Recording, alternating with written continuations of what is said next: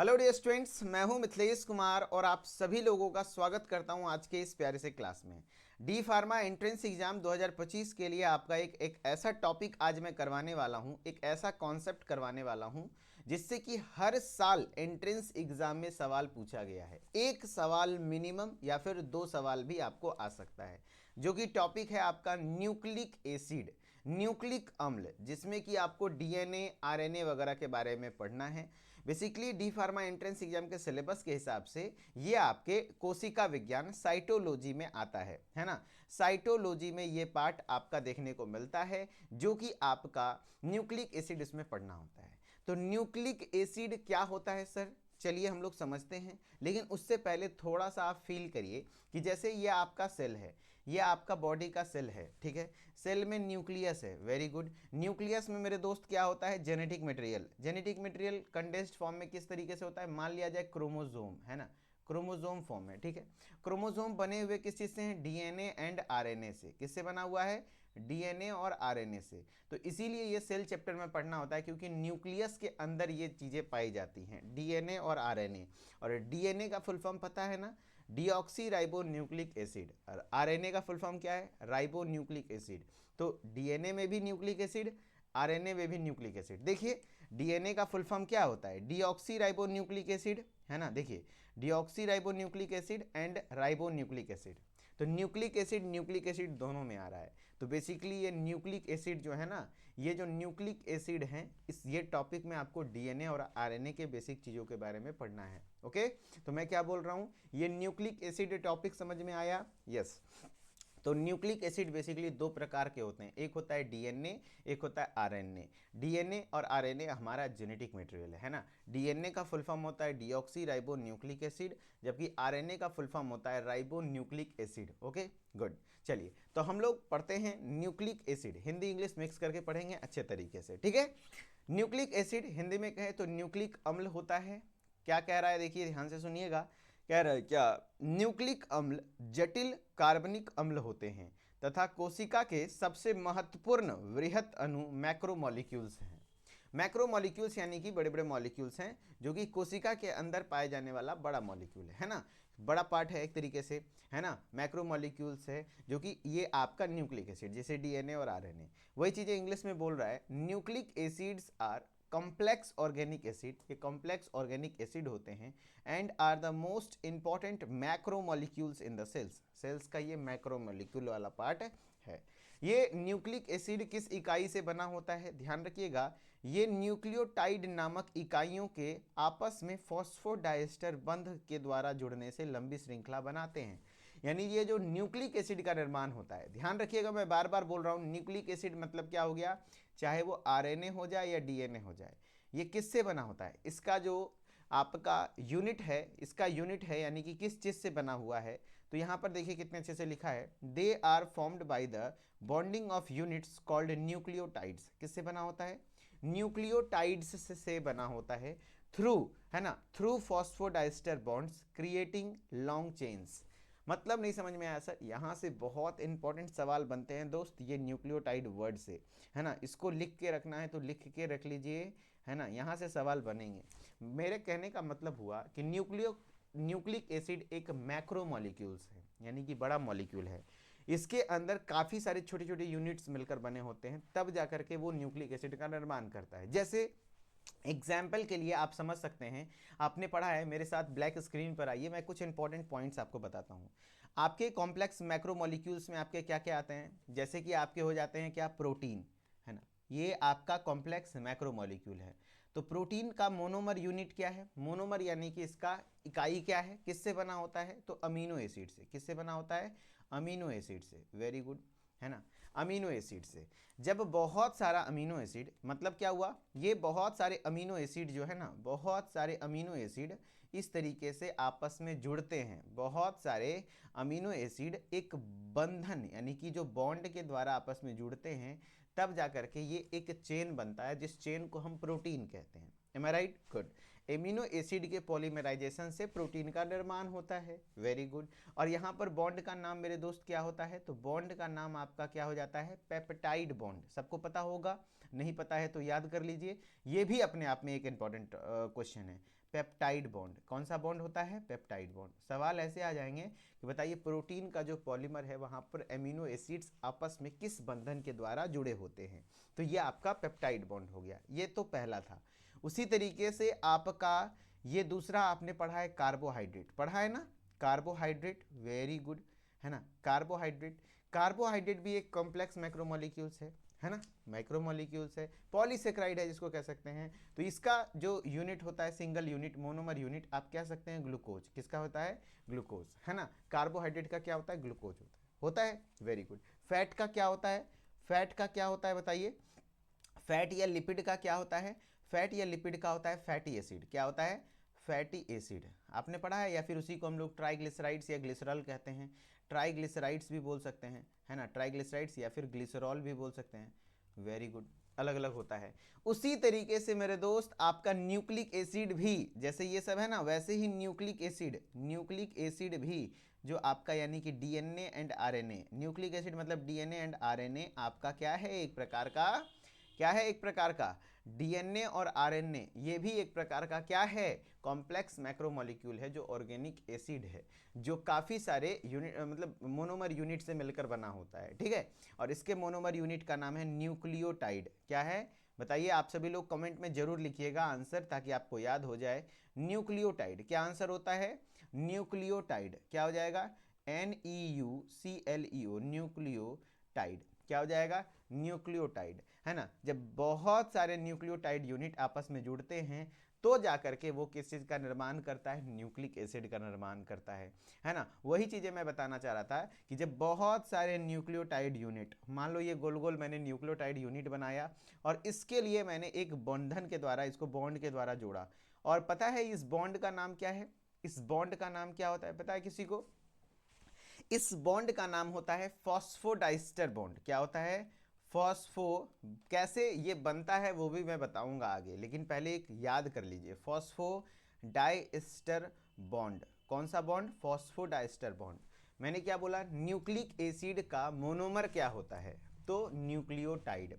Monomer मतलब एकल इकाई क्या है, तो आपके न्यूक्लियोटाइड हैं। न्यूक्लियोटाइड्स आपस में किस बंधन के साथ जुड़े होते हैं जिससे कि न्यूक्लिक एसिड का निर्माण करते हैं, तो वो हो जाएगा फॉस्फोडाइस्टर बॉन्ड। ध्यान से सुनिएगा, एक बार मैं रिकैप कर रहा हूँ, काफ़ी बार पूछे जाते हैं, जो जो पूछा जाता है सवाल, है ना, जो जो पूछा जाता है वो मैं बता रहा हूँ। जैसे प्रोटीन का monomer unit amino acid, amino acid किस बॉन्ड से जुड़ते हैं, तो पेप्टाइड बॉन्ड से। आपके क्या कहते हैं, कार्बोहाइड्रेट के monomer unit glucose, very good, है ना, मोनोसेक्राइड्स होता है वो। फैट और लिपिड का फैटी एसिड या ट्राइग्लिसराइड। उसी तरीके से न्यूक्लिक एसिड का जो आपका होता है न्यूक्लियोटाइड होता है, और उसका बॉन्ड भी पूछता है, कौन सा bond, phosphodiester bond, phosphodiester bond. इसको मैं पीपीटी में ऐड कर दे रहा हूं ताकि आप लोग इसको याद कर लीजिएगा, ठीक है, phosphodiester bond. Okay, very good.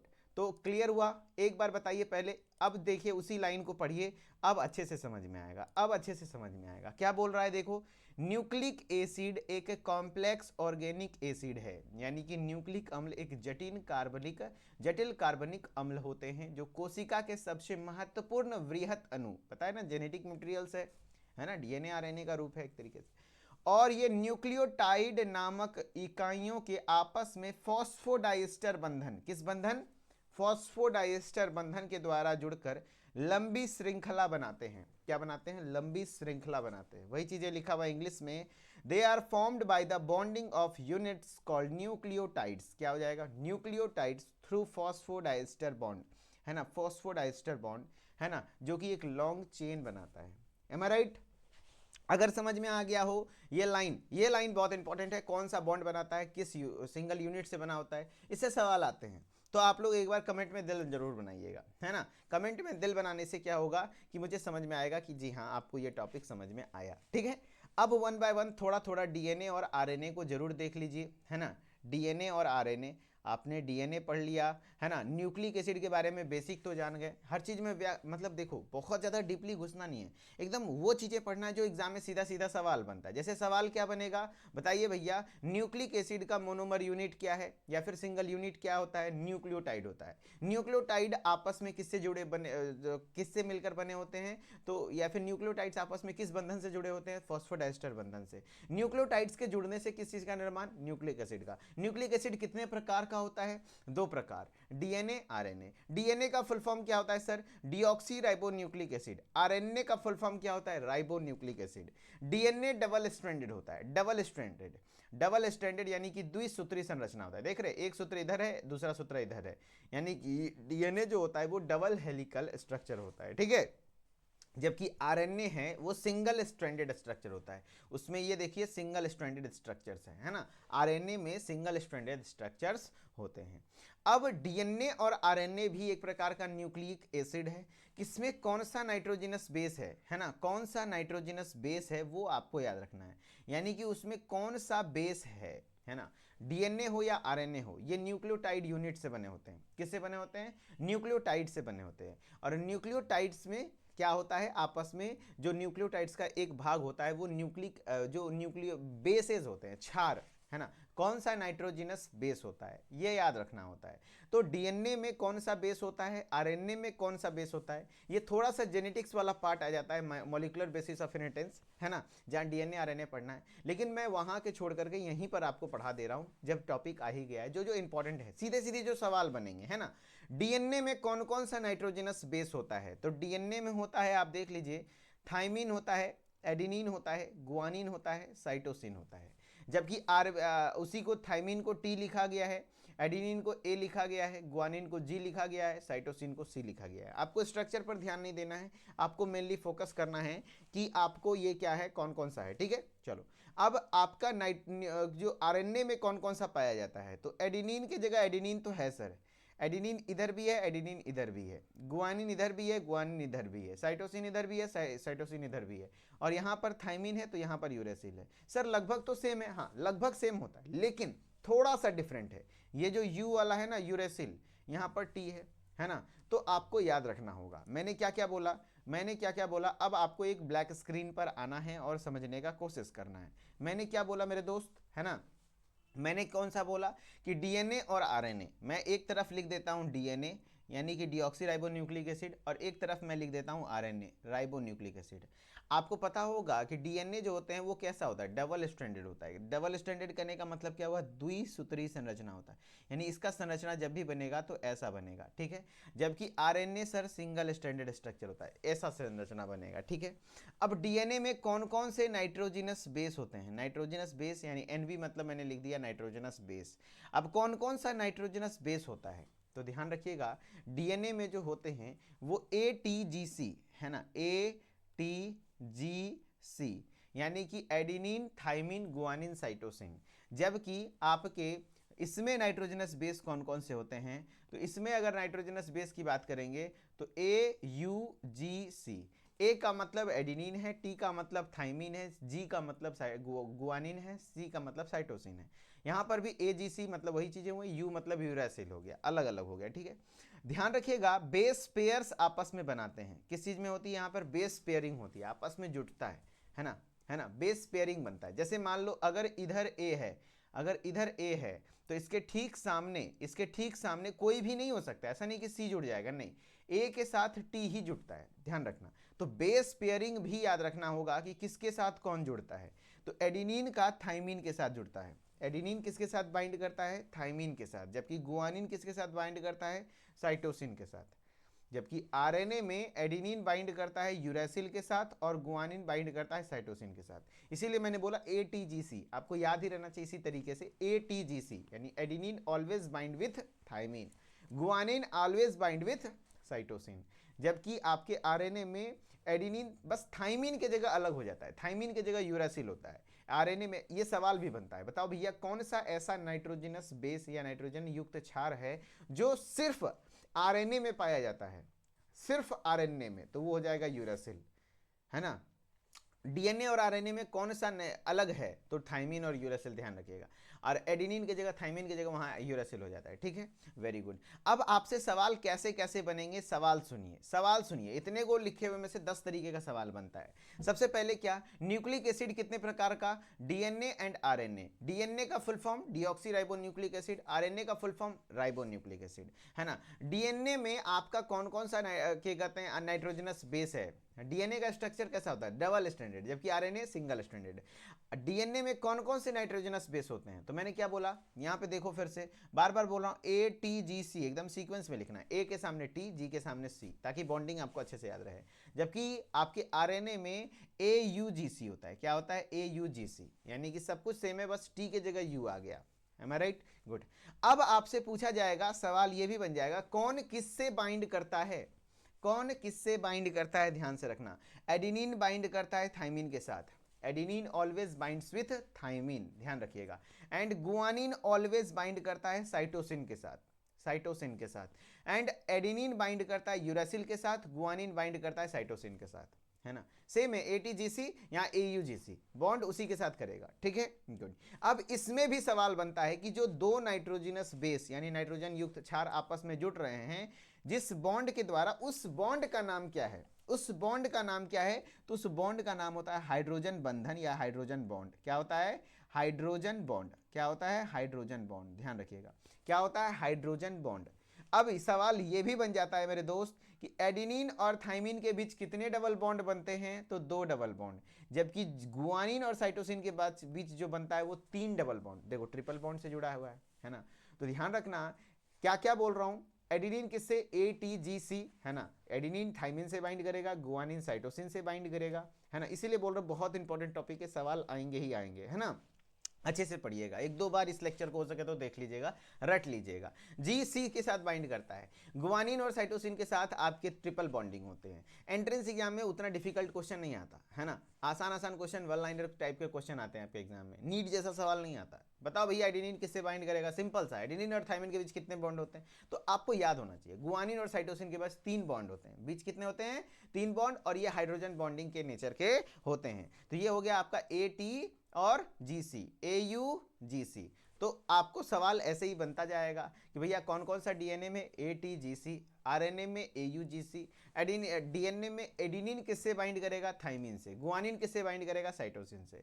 Adenine और थाइमिन के बीच कौन सा बॉन्ड, डबल है, 2 बॉन्ड, है ना। जबकि गुआनिन और साइटोसिन ट्रिपल बॉन्ड, और बॉन्ड का नेचर क्या, हाइड्रोजन बॉन्डिंग। क्या होता है ना, हाइड्रोजन बॉन्डिंग। एकदम अच्छे से याद कर लीजिएगा, है ना, एकदम अच्छे से याद कर लीजिएगा, हर साल इससे सवाल बनता है। मैं पीपीटी में ऐड कर दूंगा, है ना, मैं पीपीटी में ऐड कर दूंगा। देखो जो भी चीज़ें मैं लिखता हूँ, है ना, अलग से, वो काफ़ी इंपॉर्टेंट है, तभी तो मेरे दिमाग में सेट है। बार बार सवाल कर रहा हूँ, बार बार मैंने भी एग्जाम क्रैक किया है, आपको भी करवाना है, पिछले 3 साल से लगातार करवा रहा हूँ, तो मेरे दिमाग में एकदम बैठ गया है वो चीज़ें, है ना।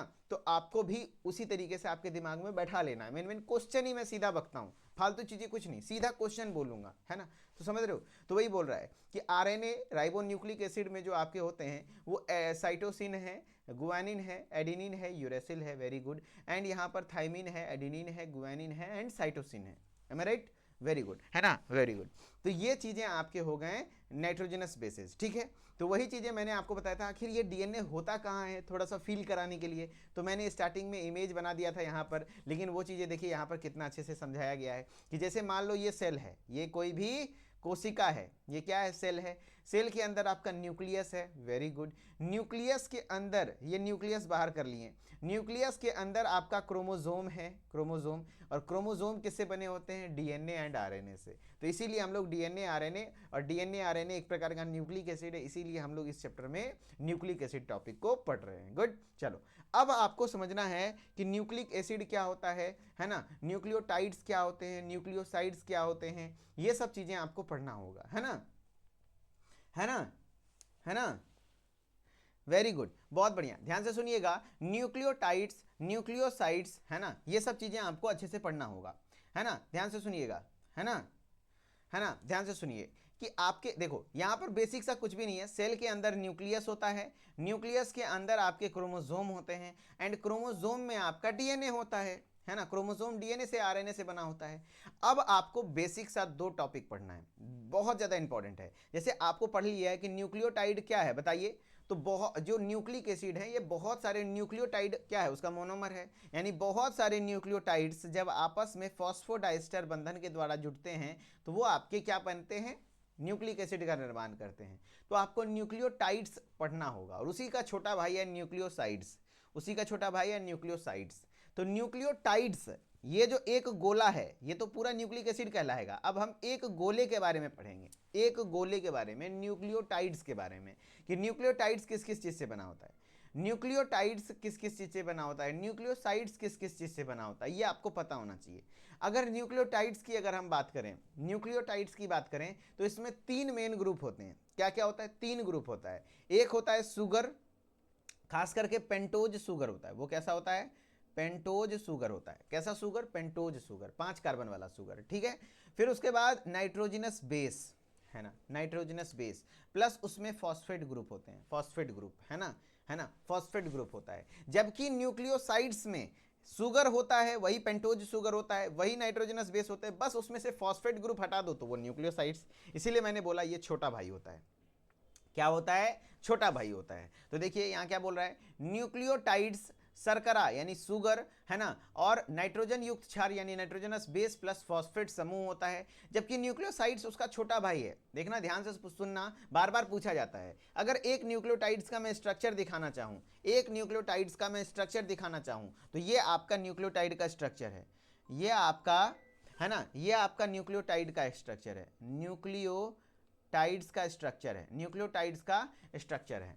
न्यूक्लियोटाइड्स किस किस चीज से बना होता है सर, तो 3 चीजें होती हैं। क्या क्या, 3 चीजें होती हैं। तो सबसे पहले बीच में जो आपका दिख रहा है ना, ये 5 कार्बन वाला, ये पेंटोज सुगर है। क्या है, पेंटोज सुगर है ना, शर्करा है, पेंटोज सुगर है, ठीक है, पेंटोज सुगर है।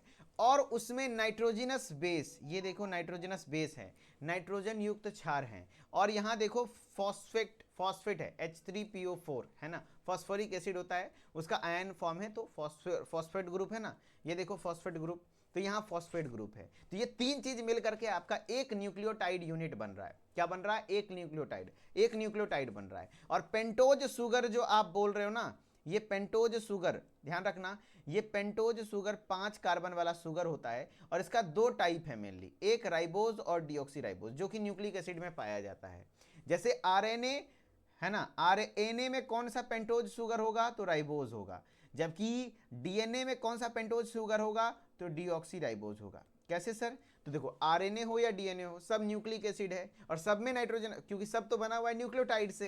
तो आरएनए राइबोज और चूंकि आरएनए और डीएनए में कुछ तो अंतर होगा, दोनों न्यूक्लिक एसिड है, तो बस दोनों में अंतर इतना है कि जो राइबोज यानी कि जो आपके न्यूक्लियोटाइड्स आरएनए वाला न्यूक्लियोटाइड्स होता है, उसमें पेंटोज शुगर के फॉर्म में राइबोज होता है ना, राइबोज होता है ना। राइबोज इसलिए क्योंकि यहां पर आपके सेकेंड नंबर पोजीशन पर OH है, OH है, जबकि यहां पर सेकेंड नंबर पोजीशन पे ऑक्सीजन गायब कर दिया, इसीलिए डीऑक्सीराइबोज। ये क्या हो गया, डीऑक्सीराइबोज। ये डीएनए में पाया जाने वाला पेंटोज शुगर है। मैं ध्यान से समझिएगा, सुनिएगा, मन लगाकर पढ़िए। न्यूक्लियोटाइड्स क्या क्या चीज से बने होते हैं, 3 चीजों से। क्या क्या, सुगर है ना, sugar plus nitrogenous bases plus phosphate group. जबकि न्यूक्लियोसाइड 2 चीजों से, sugar plus nitrogenous base. Phosphate group अगर हटा दिए तो वो न्यूक्लियोसाइड हो जाएगा, ना कि टाइड और साइड में अंतर बस इतना है। न्यूक्लिक अम्ल मेरे दोस्त 2 प्रकार के होते हैं, DNA and RNA. Very good. DNA यानी कि डीऑक्सीराइबो न्यूक्लिक एसिड, नाम ही है डीऑक्सीराइबो न्यूक्लिक एसिड, यानी कि जो स्टार्टिंग में डीऑक्सीराइबो वाला वर्ड आया ना, वो डीऑक्सीराइबोज है ना, डीऑक्सीराइबोज शुगर के नाम से आया, ठीक है। जिसमें पेंटोज शर्करा कौन सा शुगर, पेंटोज शुगर होता है, डीऑक्सीराइबोज। जबकि और फॉस्फोरिक अम्ल तथा नाइट्रोजन युक्त क्षार से मिलकर बना होगा। जाहिर सी बात है, कह रहा है कि there are 2 types of nucleic acid 2 प्रकार के, डीएनए और आरएनए है ना। क्या क्या हो जाएगा, डीएनए और आरएनए। डीएनए जो अगर बात किया जाए, डीएनए की अगर बात करें हम, है ना, हम किसकी बात करें, डीएनए यानी डीऑक्सीराइबो न्यूक्लिक एसिड की, है ना। तो ये बना होता है किससे किससे, तो देखो ये भी तो एक न्यूक्लिक एसिड है। तो यहाँ 3 चीजें होंगी, एक पेंटोज शुगर होगा, नाइट्रोजनस बेस होगा और फॉस्फेट ग्रुप होगा। तो पेंटोज शुगर, सबसे पहले जो शुगर होगा वो पेंटोज शुगर कौन सा होगा, deoxyribose, very good. And phosphoric acid जो फॉस्फेट ग्रुप हो गया, और उसमें नाइट्रोजनस बेस। और ध्यान रखिएगा डीएनए में जो नाइट्रोजन युक्त क्षार होते हैं वो एटीजीसी आपने पढ़ लिया है, एडेनिन थाइमिन गुआनिन साइटोसिन। उसी तरीके से आपका यहाँ पर आरएनए लिखा होगा, उसी तरीके से आपका आरएनए लिखा होगा। आरएनए का फुल फॉर्म होता है राइबो न्यूक्लिक एसिड। आरएनए का फुल फॉर्म क्या, राइबो न्यूक्लिक एसिड। यानी यहाँ पर राइबोज शर्करा, यहाँ पर कौन सा शुगर, राइबोज शुगर, यहाँ पर राइबोज शुगर होता है, ध्यान रखिएगा, फॉस्फोरिक अम्ल और नाइट्रोजन युक्त क्षार से जुड़ने से बनता है। तो राइबोज शुगर, ध्यान रखिएगा, जो आरएनए है राइबो न्यूक्लिक एसिड है, ये बनता है राइबोज शुगर, फॉस्फोरिक एसिड और नाइट्रोजनस बेस से मिलने से बनता है। और यहाँ पर जो नाइट्रोजनस बेस होंगे वो AUGC, एडेनिन यूरेसिल गुआनिन और साइटोसिन, ये प्रकार के होते हैं। एम आई राइट, गुड। तो वही चीजें तो मैंने बताया था कि जो आपका कोई भी न्यूक्लिक एसिड है, तीन चीजें, फॉस्फोरिक ग्रुप, शुगर और उसमें आपका नाइट्रोजनस बेस। अब शुगर अगर आरएनए है तो राइबोज होगा, डीएनए है तो डीऑक्सीराइबोज, बस अंतर इतना है, बाकी सब सेम है। और न्यूक्लिक एसिड नाइट्रोजनस बेस में अंतर यह है कि जो अगर आरएनए की बात करेंगे तो आरएनए में जो नाइट्रोजनस बेस होता है, नाइट्रोजनस बेस, तो वो कौन कौन सा होता है, AUGC। जबकि यहाँ पर डीएनए में ATGC मैंने पढ़ा दिया है, वेरी गुड, ATGC, हाँ बहुत बढ़िया।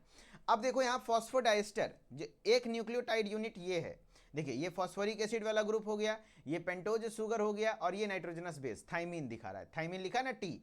और दूसरा न्यूक्लियोटाइड यूनिट ये है, देखो यहाँ पर आपके फॉस्फोरिक एसिड हो गए, ये आपके नाइट्रोजनस बेस है, पेंटोज शुगर है। तो ये दोनों न्यूक्लियोटाइड आपस में जो जुड़ा बना है, ये एक एस्टर है, ये एक एस्टर है, दोनों मिल करके फॉस्फोडाइस्टर बॉन्ड बना है। तो बेसिकली आपको इतना याद नहीं रखना है, अंतर मैं समझाने के लिए इमेज लगाया हूँ, आपको तो याद यही रखना है कि दो न्यूक्लियोटाइड आपस में फॉस्फोडाइस्टर बॉन्ड से जुड़ते हैं। डीएनए में क्या क्या होता है, कौन सा शुगर, डीऑक्सीराइबोज, नाम से ये deoxyribo nucleic acid, deoxyribose sugar.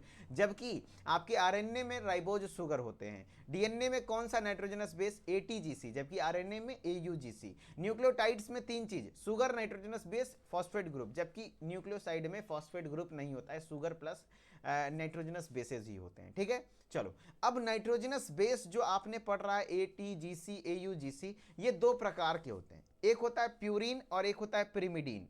एक होता है प्यूरिन, जैसे ये डीएनए का दिखाया गया है यहाँ पर, और एक होता है आरएनए का, ये आरएनए का दिखाया गया है। कैसे सर, समझिए बात को, डीएनए और आरएनए में नाइट्रोजनस बेस पाए जाते हैं। अब नाइट्रोजनस बेस का दो प्रकार है नाइट्रोजन युक्त क्षार का, या तो वो प्यूरिन होगा, या तो वो प्यूरिन होगा, या तो वो पिरिमिडीन होगा, या तो वो प्यूरिन होगा, या तो वो पिरिमिडीन होगा। या आरएनए में भी वो हो जाएगा, या तो प्यूरिन होगा या तो पिरिमिडीन होगा। सर कौन कौन सा प्यूरिन है, कौन कौन सा पिरिमिडीन है, तो मैंने क्या बोला है, देखो ध्यान से सुनना, ध्यान से सुनना। आपका डीएनए में कौन कौन सा पाया जाता है, डीएनए में कौन कौन सा पाया जाता है सर, ATGC, क्या क्या पाया जाता है डीएनए में, एकदम ट्रिक से याद करा देंगे। डीएनए में कौन कौन सा नाइट्रोजनस बेस, मैंने लिखने का तरीका बताया, एकदम सामने सामने लिखना, ATGC, गुड, है ना, इसी से याद हो जाएगा। तो ATGC है ना, तो डीएनए में एक तरफ प्यूरिन है, देखो एक तरफ प्यूरिन है, इधर जो भी है प्यूरिन हो जाएगा, इधर जो भी है पिरिमिडीन हो जाएगा। देखो एडिनिन प्लस गुआनिन, ये दोनों हो गया ना प्यूरिन, है ना, और इधर जो हो गया थाइमिन और साइटोसिन, ये हो गया ना पिरिमिडीन, हो गया ना पिरिमिडीन। डीएनए का क्लियर हो गया, वेरी गुड। आरएनए में भी नाइट्रोजनस बेस दो प्रकार का, purine plus pyrimidine, purine plus pyrimidine. लिखने का तरीका, ट्रिक क्या है, ट्रिक क्या है, मैंने तरीका बताया है लिखने का। अगर आरएनए की बात करोगे तो लिखने का तरीका मैंने बताया, ए के सामने यू लिखो, AU and GC, very good. And AUGC में अगर बात किया जाए बॉन्डिंग की, तो एडिनिन यूरेसिल के साथ बाइंड करता है डबल बॉन्ड के साथ, यहाँ ट्रिपल बॉन्ड। अब इसमें भी आप एक तरफ प्यूरिन बना दीजिए, इधर प्यूरिन होता है, इधर आपका प्यूरिन होता है, और इधर आपका पिरिमिडीन होता है। देखिए वही चीजें लिखे हुए हैं, एडिनिन गुआनिन प्यूरिन हो गया, यूरेसिल और साइटोसिन पिरिमिडीन हो गया। एम आई राइट, गुड, बहुत बढ़िया। इसी तरीके से आपको यहाँ पर फिर से मैं बता रहा हूँ, ध्यान से सुनिएगा, आपके मैंने हैंड रिटन लगा दिए हैं थोड़ा सा अच्छे से। Purines and pyrimidines nitrogenous base के पहचान है ना, अलग अलग टाइप्स हैं, प्यूरिन्स एंड पिरिमिडिन्स। प्यूरिन्स में कौन कौन सा आ जाएगा, तो मैंने बताया ना कि देखो एडिनिन और गुआनिन, प्यूरिन में दो ही गु आता है, अगर डीएनए आरएनए दोनों मिला दो ओवरऑल तो सब कुछ तो कॉमन ही है, बस एक तो अलग यूरेसिल है ना। तो ध्यान रखना, आपको लिखना कुछ नहीं है, ATGC। कभी भी प्यूरिन और पिरिमिडीन में कंफ्यूजन हो तो ATGC और T के बगल में ब्रैकेट में यूरेसिल भी लिख देना, क्योंकि T के जगह या तो यूरेसिल भी हो सकता है, हो सकता है ना, अगर डीएनए या आरएनए हुआ तो आरएनए के हुआ तो उसकी जगह पे, और इसके बगल में बॉन्डिंग कर देना, यहाँ पे डबल बॉन्ड, यहाँ पे ट्रिपल बॉन्ड, और कुछ नहीं, एक तरफ कर देना आप, सिंपल सी बात है, एक तरफ कर दीजिएगा आप, ए जी क्या हो गया, प्यूरिन हो गया, ये क्या हो गया, प्यूरिन हो गया, और ये तीनों जो एक तरफ बन गया ये पिरिमिडीन हो गया। वही चीजें तो लिखी हुई है मेरे दोस्त, देखो C4 साइटोसिन, T4 थाइमिन, है ना, और U4 यूरेसिल, यानी ये तीनों जो है आपका क्या हो जाएगा, साइटोसिन, थाइमिन और यूरेसिल, ये क्या होते हैं, ये एक प्रकार का पिरिमिडिन्स है, जबकि प्यूरिन्स है एडिनिन और गुआनिन है। और नियम ये कहता है, जेनेटिक्स में आप पढ़ेंगे Chargaff rule, purine always pyrimidine से बाइंड करेगा, प्यूरिन ऑलवेज पिरिमिडिन से बाइंड करेगा, है ना। जैसे मान लो प्यूरिन लड़का है, पिरिमिडिन लड़की है, तो लड़का ऑलवेज लड़की से करेगा, क्या करेगा, सोच लीजिए आप बायोलॉजी के स्टूडेंट हैं, संबंध बनाएगा लड़का लड़की के साथ, लड़का लड़का के साथ तो नहीं हो सकता, जस्ट लाइक दैट, लड़का लड़की के साथ, तो प्यूरिन लड़का है तो पिरिमिडिन्स लड़की है, समझ रहे हैं। लड़का लड़का करोगे तो फिर वही बात होगा, तलवार में तलवार टकराएगा, लोहे से लोहे टकराएगा तो फिर क्या होगा, चिंगारी फेंकेगा, तो फिर गड़बड़ा जाएगा काम। तो प्यूरिन ऑलवेज बाइंड करेगा पिरिमिडीन के साथ, तो एक तरफ प्यूरिन एक तरफ पिरिमिडीन, है ना, ध्यान रखना। तो एडिनिन गुआनिन आप कभी भी ए और जी आपस में बाइंड नहीं कर सकता है भैया, खेल गड़बड़ हो जाएगा, समझ रहे हो। तो एडिनिन गुआनिन आपका प्यूरिन हो जाएगा, पिरिमिडिस में साइटोसिन, थाइमिन और यूरेसिल हो जाएंगे, वेरी गुड, है ना। ध्यान रखना प्यूरिन में डबल बॉन्ड स्ट्रक्चर होता है, सॉरी 2 गो रिंग वाला स्ट्रक्चर होता है, 2 गो हेट्रोसाइक्लिक रिंग होते हैं, जबकि पिरिमिडिन्स में एक रिंग होता है। इतना डिटेल में नहीं होगा, लेकिन प्यूरिन कौन सा पिरिमिडिन कौन सा आपको पता होना चाहिए, ठीक है। देखिए वही चीजें फिर से लिखी हुई है, प्यूरिन्स तो 2 ही को है मेरे दोस्त, एडिनिन और गुआनिन। तरीका क्या है, मैंने बोला ATGC लिखो, है ना, और इसके बगल में यूरेसिल लिख दो, क्योंकि थाइमिन की जगह यूरेसिल हो सकता है आरएनए में, और एक तरफ यहाँ डबल बॉन्ड, एक ट्रिपल बॉन्ड, एक तरफ आपका प्यूरिन कर दो और एक तरफ पिरिमिडीन कर दो। देखो AG और प्यूरिन हो गया, और थाइमिन और साइटोसिन और यूरेसिल, 3 चीज, साइटोसिन और थाइमिन, है ना। देखो डीएनए में लिख रहा है ना, साइटोसिन और थाइमिन क्या है आपका, पिरिमिडिन्स है, ये क्या है, पिरिमिडिन्स है, प्यूरिन्स और पिरिमिडिन्स हो गए। तो यही चीजें तो आपको लिखने के लिए बोला जा रहा है ना यहाँ पर, कि कौन सा प्यूरिन है, कौन सा पिरिमिडीन है ना, वेरी गुड। तो सवाल ऐसे बनते हैं कि कौन सा प्यूरिन है, कौन सा पिरिमिडीन, तो एडिनिन और गुआनिन प्यूरिन है, जबकि थाइमिन और साइटोसिन और यूरेसिल पिरिमिडीन्स हैं, ये दोनों नाइट्रोजनस बेस होते हैं। अब क्या क्या लिखा है देखिए ध्यान से, डीएनए कोशिका की आनुवांशिक सूचनाओं का वहन करता है तथा कोशिका की संरचना तथा कार्य की फिजियोलॉजी को नियंत्रित करता है। यानी कि जो डीएनए है ये कैरी करता है जेनेटिक इंफॉर्मेशन को सेल का, और कंट्रोल करता है स्ट्रक्चर एंड फिजियोलॉजी। यानी कि डीएनए का मेन काम क्या है, जेनेटिक इंफॉर्मेशन को कैरी करना सेल में, किसको, जेनेटिक इंफॉर्मेशन को। कुछ विषाणुओं में आरएनए आनुवांशिक पदार्थ होते हैं, यानी कि कुछ विषाणुओं, कुछ वायरसेस में आरएनए भी जेनेटिक मटेरियल हो सकता है ना। कुछ आपके, है ना, कुछ विषाणुओं यानी वायरस में आरएनए भी जेनेटिक मटेरियल हो सकता है। अब आरएनए 3 प्रकार का होता है, ध्यान रखिएगा, mRNA, tRNA, rRNA. MRNA stands for messenger RNA, tRNA यानी ट्रांसफर आरएनए, आरआरएनए यानी कि राइबोसोमल आरएनए। तो वही लिखा हुआ है, RNA exist in 3 types, mRNA यानी मैसेंजर आरएनए, टीआरएनए यानी कि ट्रांसफर आरएनए, आरआरएनए यानी कि राइबोसोमल आरएनए, है ना। राइबोसोम के उत्पादन में केंद्रिका न्यूक्लियोलस भाग लेती है। ध्यान रखिएगा, जो केंद्रक के अंदर, न्यूक्लियस के अंदर जो न्यूक्लियोलस है वो आपके राइबोसोम का निर्माण करती है। राइबोसोम का प्रोडक्शन कौन करता है, जो न्यूक्लियस के अंदर न्यूक्लियोलस वाला भाग है वो राइबोसोम को प्रोडक्शन करता है, राइबोसोम का निर्माण करने में हेल्पफुल होता है, ठीक है। चलिए, तो अब आपको कुछ सवाल करने हैं, उसके बाद हम लोग इस क्लास को फिनिश करेंगे। लेकिन आप पहले सवाल करके दिखाइए, फिर उसके बाद हो सके तो मैं रिवीजन करा दूंगा। What are the 2 main types of nucleic acid, PYQ है मेरे दोस्त, प्रीवियस ईयर क्वेश्चन है एंट्रेंस एग्जाम का। न्यूक्लिक एसिड के कौन 2 प्रकार हैं बताइए, DNA and RNA, DNA and protein, RNA और लिपिड, प्रोटीन एंड कार्बोहाइड्रेट। आप लोगों को ज्यादा नहीं हंसी आता है, मैं तो बोल के निकल गया, आप पढ़ाई पे ध्यान दीजिए। चलिए आंसर करिए।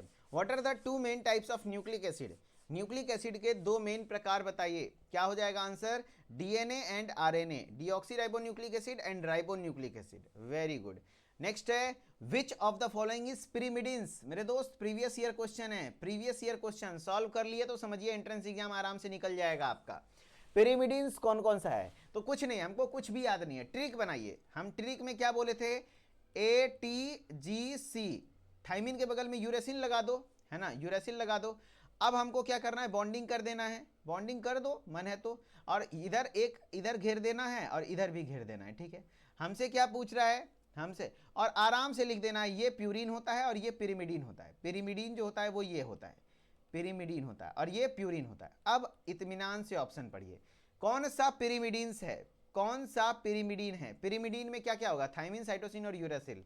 तो देख लीजिए, है ना, एडेनिन, गुआनिन, ये तो प्यूरिन है, ये तो नहीं होगा। साइटोसिन और थायमिन, हाँ ये हो सकता है। आगे और भी ऑप्शन पढ़िए, थायमिन और यूरेसिल, टी और यू, या cytosine and uracil, cytosine and uracil, है ना, साइटोसिन एंड यूरेसिल। तो सवाल यहां पर एक मिसप्रिंट हुआ है, सवाल में ये होगा which of the following are not pyrimidines, इसमें से कौन सा पिरिमिडीन नहीं है, आर नॉट पिरिमिडीन। सवाल में मिसप्रिंट हुआ है, छूटा है कुछ।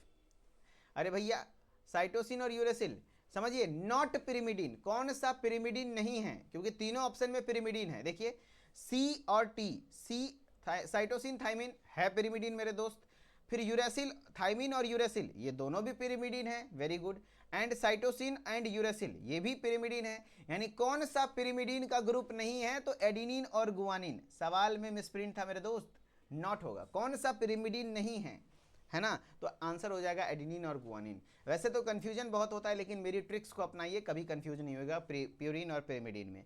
सवाल बनते हैं, है ना, ध्यान रखिएगा। विच of the following is a component of both nucleosides and nucleotides. बताइए इसमें से कौन सा है जो न्यूक्लियोटाइड और न्यूक्लियोसाइड दोनों का कंपोनेंट है, दोनों का। तो न्यूक्लियोटाइड्स किस चीज से बना होता है, न्यूक्लियोटाइड्स किस चीज से बना होता है, न्यूक्लियोटाइड्स, ध्यान से सुनिएगा, न्यूक्लियोटाइड्स किस चीज से बना होता है। न्यूक्लियोटाइड्स और न्यूक्लियोसाइड्स की बात करें, न्यूक्लियोसाइड्स की बात करें, तो न्यूक्लियोटाइड्स में तीन चीजें होती है, क्या क्या बताइए, pentose sugar plus nitrogenous base, है ना, और फॉस्फेट ग्रुप, वेरी गुड। यहाँ पर क्या होता है, pentose sugar plus nitrogenous base, ये दोनों चीज कॉमन होता है, ये दोनों चीज कॉमन होता है, बस फॉस्फेट ग्रुप नहीं होता है। देखिए, है ना, बस देखिए क्या हो जाएगा आंसर, आंसर क्या हो जाएगा, nitrogenous base, phosphate group, ribose sugar या डिऑक्सी राइबोज शुगर। तो बोल रहा है कौन सा कंपोनेंट दोनों में होता है, तो नाइट्रोजनस बेस दोनों में होता है, वेरी गुड। फॉस्फेट ग्रुप दोनों में नहीं होता है। राइबोज शुगर और डिऑक्सी राइबोज एकदम कंफर्म नहीं कर सकते हैं, है तो शुगर ही, लेकिन किसी में राइबोज किसी में डिऑक्सी राइबोज, ऐसा नहीं, सिर्फ पेंटोज शुगर होता तो अच्छा होता।